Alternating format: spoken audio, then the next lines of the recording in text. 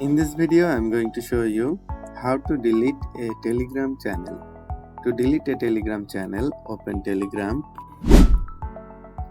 go to the channel which you want to delete, tap on the channel name, and here at the bottom you will find channel settings. Tap on channel settings, and then at the bottom of the screen you will find delete channel.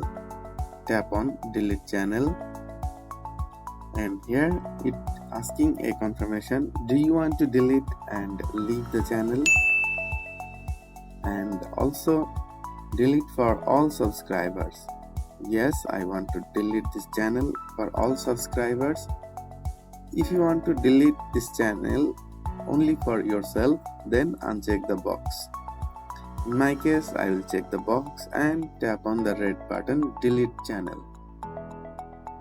The channel will immediately deleted. By this way, you can delete a Telegram channel. If you like this video, please give a thumbs up and share this video to your friends.